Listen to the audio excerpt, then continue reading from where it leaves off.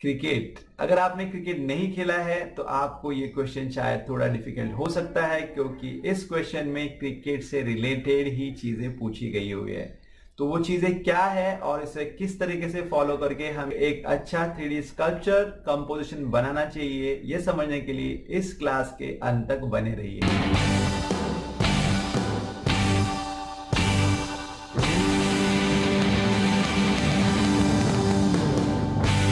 नमस्ते, आप सभी का फिर से एक बार स्वागत करता हूं आपके अपने ड्राइंग क्लास में। और आज के क्लास में हम सॉल्व करने वाले हैं नाटा में पूछा गया हुआ एक क्वेश्चन। यस, तो क्वेश्चन कुछ इस तरीके से था कि क्रिकेट खेलने के लिए जो चीजें लगती है, जैसे कि बैट, बॉल, विकेट्स और भी जो चीजें हैं, उन सभी को उनके बेसिक फॉर्म के साथ इकट्ठा लाना है और एक इंटरेस्टिंग 3D कंपोजिशन बनाना है। वो स्कल्पचर हो सकता है। और उसके साथ कहा गया है कि इन चीजों को आप कोई भी साइज में आप बना सकते हो, छोटा बड़ा कर सकते हो और रिपीटेशन भी कर सकते हो, बट कम से कम 3 चीजें तो इस कंपोजिशन में होनी ही चाहिए। तो यस दोस्तों, तो जैसे मैंने कहा था कि अगर आपने क्रिकेट नहीं खेला है तो आपको शायद ये क्वेश्चन डिफिकल्ट हो सकता है, क्योंकि ये सब चीजें अच्छी तरीके से ड्रॉ कर सकता है जिसने ये क्रिकेट खेला होगा। और यहाँ पे कहा गया है कि इस कंपोजिशन को लाइट और शेड्स के साथ भी रेंडर करना है। तो ये क्वेश्चन 25 मार्क्स के लिए पूछा गया था, तो डेफिनेटली डिटेल्स जो है वो एक्सपेक्टेड है, तो उसको बहुत अच्छी तरीके से आपको करना चाहिए। यस, यहाँ पे स्पेसिफिक टिप मैं देना चाहूंगा। जहां पे स्कल्पचर की बात आती है तो डेफिनेटली स्कल्पचर में आप काफी सारा वेरिएशन ला सकते हो। चीजें जो है एक दूसरे के अंदर इन्वॉल्व की हुई है वो भी आप दिखा सकते हो। प्रपोर्शन के साथ आप खेल सकते हो। काफी सारी चीजें रियलिस्टिक ना करते हुए थोड़ा इमेजिनरी भी आप जा सकते हो। तो यस, और ये सब चीजें करने के लिए इंपॉर्टेंट है थंबनेल। और आप हमेशा कम से कम 2 या 3 थंबनेल्स तो डेफिनेटली करने चाहिए।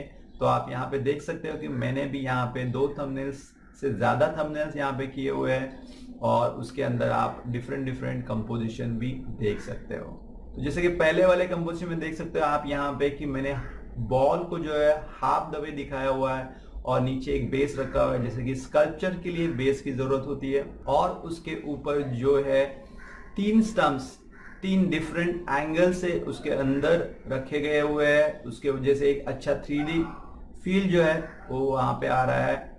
और एक हैंड ग्लव्स, उस हैंड ग्लव्स ने एक बैट को होल्ड किया हुआ है। तो ये इस तरीके से मैं कंपोजिशन को देख रहा हूँ फर्स्ट थंबनेल में।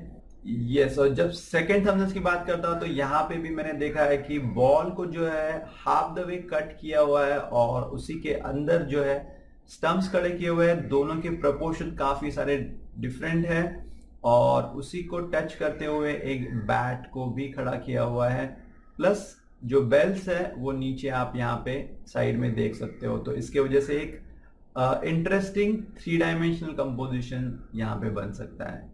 और ये है तीसरा थंबनेल, जहां पे काफी different out of the box जाके दिखाने की कोशिश की है। यहाँ पे कि एक बॉल है, उसके थ्रू एंड थ्रू तीनों भी स्टंप्स जो है, विकेट्स जो है वो यहाँ पे किए हुए हैं और वो अच्छे तरीके से स्टैंड हो सकते हैं इस पोजीशन में।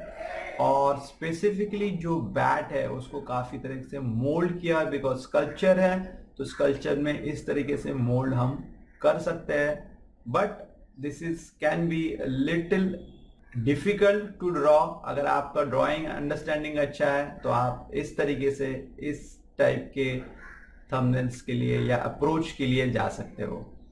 यस, तो यहाँ पे आप तीनों भी अगर थंबनेल देखते हो तो एक अच्छा ट्रॉफी का फील यहाँ पे आता है। और आई गेस वही एक्सपेक्टेड है, जहां पे जब उन्होंने स्कल्पचर का वर्ड यूज किया हुआ है तो एक्सपेक्टेशन मोस्ट प्रोबेबली यही होंगे।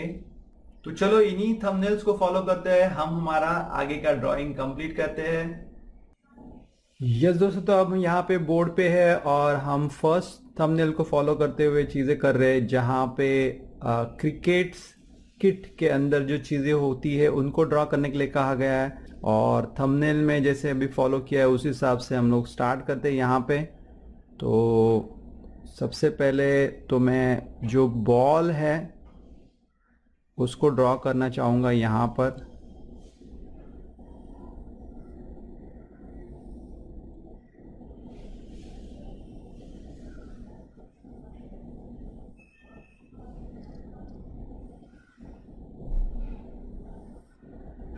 बट जैसे कि यहाँ पे हमें हाफ द वे ही उसको दिखाना है, तो ये यहाँ से इसको मैं कट कर देता हूँ और वहाँ पे उसकी राउंडिटी जो है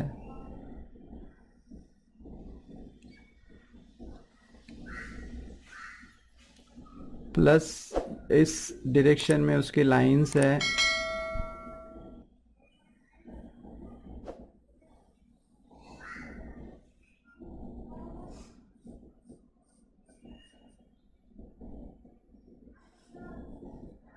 वो चीज़ भी एक यहाँ पे हम दिखा सकते हैं। और उसके बाद जो स्पेसिफिक आता है, यहाँ पे स्टंप जो है 3 जगहों पे ये स्टंप यहाँ पे रखे हुए हैं, तो ये वाला जो स्टंप है वो थोड़ा और पर्सपेक्टिव में हम लोग ऐड कर सकते हैं।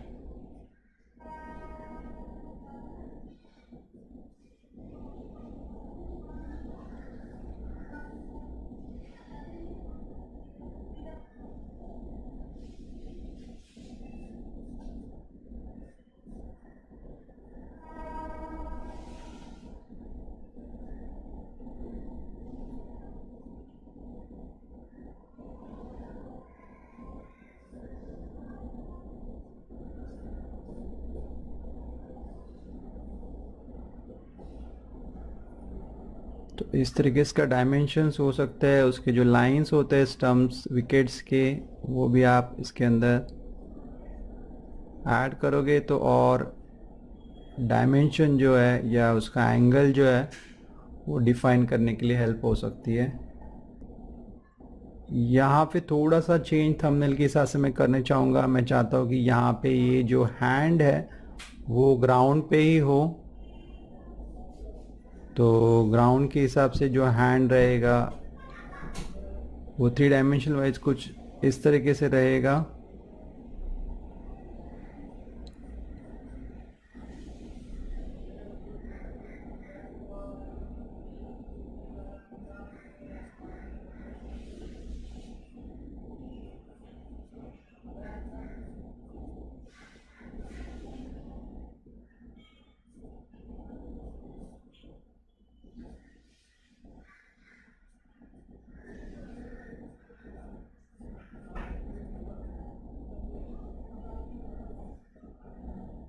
और उसके अंदर से जो बैट है वो बाहर आ रही है, तो वो हम यहाँ पे थोड़ा सा चेंज थंबनेल के हिसाब से मुझे लगता है ये अच्छा लगेगा।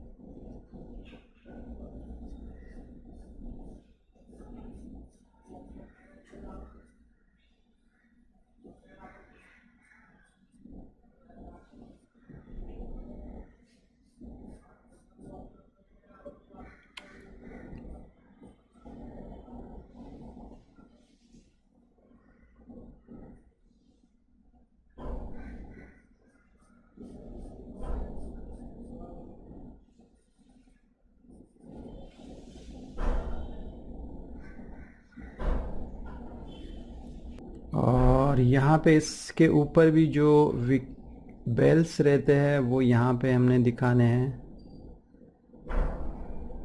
तो जैसे कि ये स्कल्पचर है, तो स्कल्पचर के अंदर ये चीज़ें स्टिक करके यहाँ पे रख सकते हैं।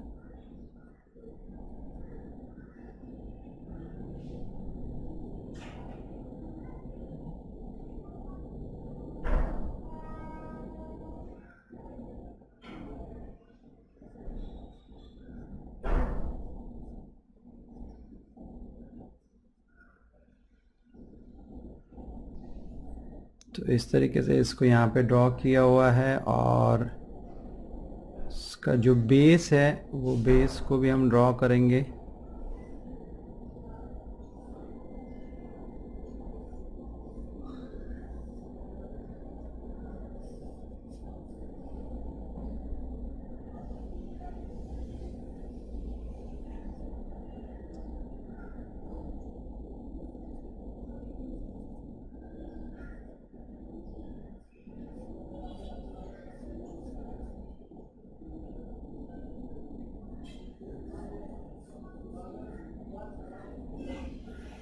तो इसका ये बेस हो गया, तो इसके हिसाब से ये जो सर्कल है वो थोड़ा सा और कर्व आ सकता है।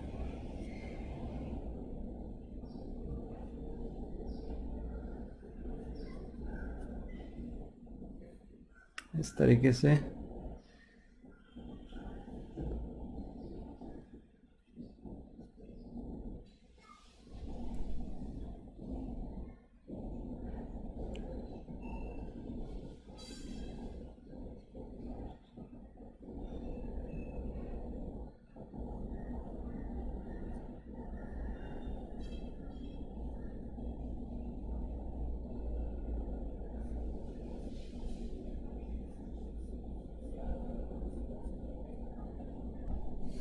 यस, तो यहाँ पे ड्राइंग ये कंप्लीट हो चुका है, और क्वेश्चन में जैसे पूछा गया होता है कि इफेक्ट लाइट और शैडोज के साथ इसको कंप्लीट करना है, तो उसके इसका मतलब यही है कि इसको प्रॉपर शेडिंग करनी है। तो सबसे पहले जो अननेसेसरी लाइंस है उसको हम मिटा देंगे और फाइनल लाइंस ही रखेंगे।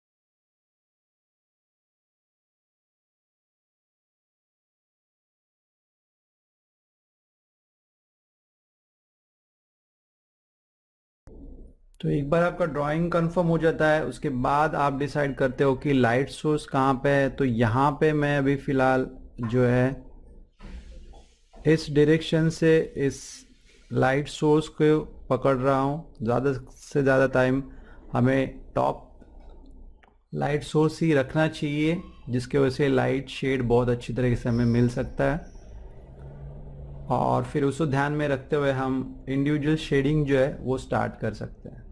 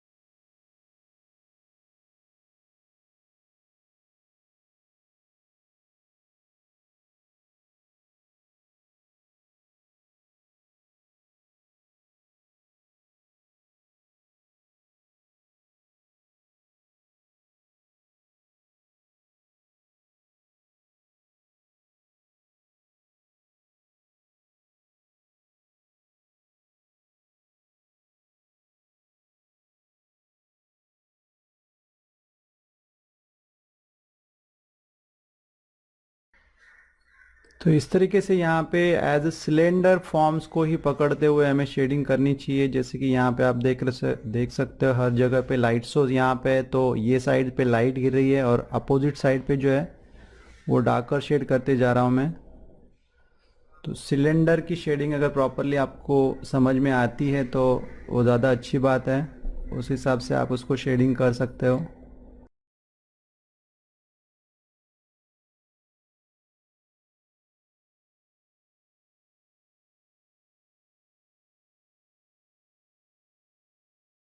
सिमिलर वे ये जो सर्कल है हाफ द वे बॉल, तो बॉल के ऊपर की जो शैडोज रहेगी वो इस तरीके से कुछ रहेगी।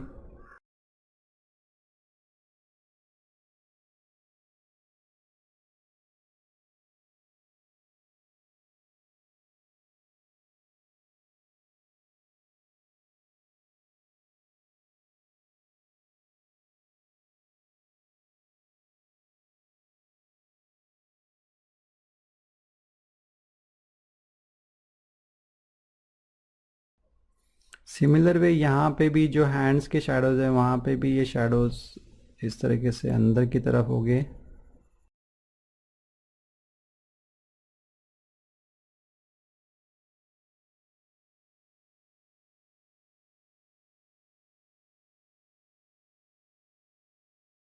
और सेम चीज़ों की लाइट सोर्स की वजह से यहाँ पे भी जो शैडो जो है, ग्राउंड शैडो, कास्ट शैडो जो हम लोग बात करते हैं,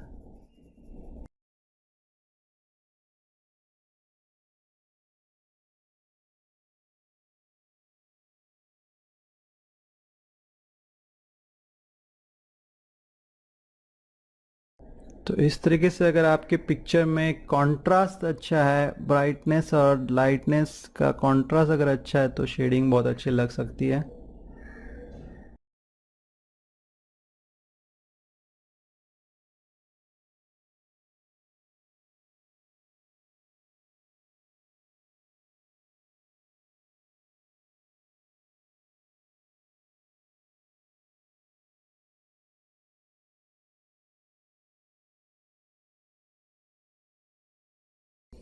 और फाइनली जो है वो है इसका बेस।